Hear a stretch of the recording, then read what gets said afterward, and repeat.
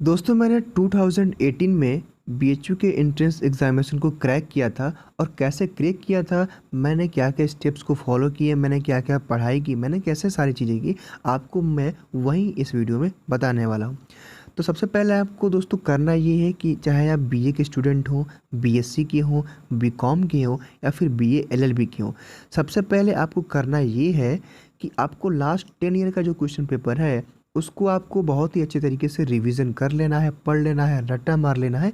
पहली चीज़ तो आपकी ये बहुत ही दोस्तों मोस्ट इम्पोर्टेंट चीज़ हो गई आपकी ये। दूसरी बात कि दोस्तों अगर हम बात करें कि मान लीजिए अगर आप बीकॉम के स्टूडेंट हैं, तो आपका अगर आपने जो भी 11th एंड 12th में पढ़ रखा है, ठीक है, आपने जो भी 11th एंड 12th में आपका वाणिज्य का जो भी सिलेबस रहा होगा, आपको वहीं कुछ पढ़ना है दोस्तों। आपको बहुत ज़्यादा भटकने की ज़रूरत नहीं है, क्योंकि जो क्वेश्चंस होते हैं वहीं से आते हैं। वहीं दोस्तों अगर हम बात करें अपनी बीएससी मैथ्स के स्टूडेंट को, तो उनको मैं बताना चाहूँगा कि आपकी जो बीएससी मैथ्स का एंट्रेंस एग्जामिनेशन होता है उसमें आपका 17 क्वेश्चन मैथ से आता है। मतलब कि पीसीएम से तो आपका आता है, लेकिन मैक्सिमम जो क्वेश्चन होते हैं आपके मैथ से वहाँ पे पूछे जाते हैं। जैसा कि इसमें कुछ सिंपल चीज़ें पूछी जाती हैं, जैसे कुछ फॉर्मूले पूछे जाते हैं मैथ्स के, जिससे बहुत ही जो भी आपने 9th में 10th में एंड 11th 12th में जो भी पढ़ा हुआ, तो कुछ फॉर्मूलों पे आप थोड़ा सा उसको रिवीजन कर लीजिएगा।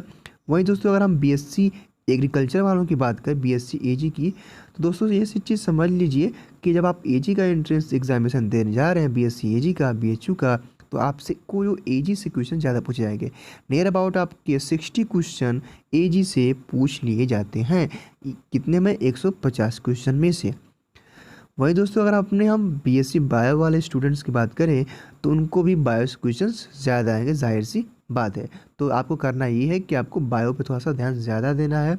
दोस्तों अगर मैं अब अपने अगले स्टेप्स को बताऊं कि दोस्तों सबसे पहले आपको यहाँ पे नेगेटिव मार्किंग का ध्यान रखना है। नेगेटिव मार्किंग का दोस्तों ध्यान इसलिए रखना है क्योंकि अगर आप एक दो भी क्वेश्चन गलती करके आते हैं तो बहुत ज़्यादा ही इफ़ेक्ट करता है आपके ये पूरी आपके एंट्रेंस एग्जामिनेशन पे दोस्तों, ये बहुत ही इफ़ेक्ट करता है। इसलिए आप प्लीज़ आप नेगेटिव मार्किंग से दोस्तों बचिएगा, ठीक है। अब दोस्तों मैं अगले स्टेप्स की बात करूं तो जो है आपका जो टारगेट होना चाहिए वो 80 होना चाहिए दोस्तों। चाहे देखिए, चाहे आप बीएससी के स्टूडेंट हो, बीए के स्टूडेंट हो, या फिर आप बीकॉम के हो, या फिर आप बीए एलएलबी के हो, आपको टारगेट 80 करना है। क्योंकि बीएचयू का आज तक रिकॉर्ड रहा है कि 80 से अधिक कटअप नहीं गया है। आपका 80 70 यानी कि आपको 70-80 क्वेश्चन करना है दोस्तों। यहाँ पे 80 और 70 का मतलब ये है मेरा कि 150 क्वेश्चंस आपके एंट्रेंस एग्जामिनेशन में आते हैं। तो आपको सॉल्व जानते हैं कितना करना है? आपको केवल आपको जितना सॉल्व करना है कि आपको 80 क्वेश्चन सही सही करना है।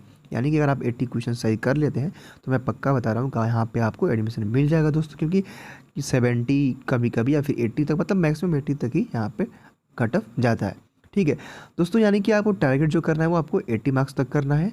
दोस्तों अगर आप इन सारी बातों का ध्यान देते हैं तो निश्चित तौर पे आप इस एंट्रेंस एग्जामिनेशन को क्रैक कर सकते हैं। दोस्तों जो मेरा अगला स्टेप्स है उसको मैं बताने से पहले आपको यहाँ एक चीज़ बताना चाहूँगा कि अगर आप इस चैनल पर नए हैं तो प्लीज़ इस चैनल को सब्सक्राइब कर लीजिए, क्योंकि दोस्तों बीएचयू से न्यूज़ और नोटिस आपको लेटेस्ट यहाँ पे मिलती रहेगी। दोस्तों अगर हम अपने अगले स्टेप्स की बात करें तो वो है करंट अफेयर के बारे में। दोस्तों करंट अफेयर के बारे में आपको बता दूं कि जो भी आपने मार्च तक जो भी आपने मार्च तक करंट अफेयर पढ़ रखा है वही पढ़ना है आपको। मार्च से के बाद करंट अफेयर आपका नहीं आने वाला है, मार्च से पहले ही आएगा दोस्तों। क्योंकि आपका जो पेपर था, जो एंट्रेंस एग्जामिनेशन का जो आपको पेपर था, वो पेपर आपका मार्च में ही बन गया था। मैं आपको बता रहा हूँ, या आपको कोई बताएगा नहीं, लेकिन हाँ मार्च में आपका जो पेपर था वो बन गया था। बीएचयू ने, मतलब कि हमारे जो हेड ऑफ डिपार्टमेंट के वो हैं एग्ज़ाम कंट्रोलर, वहाँ पे आपका पेपर जो कि बन चुका था।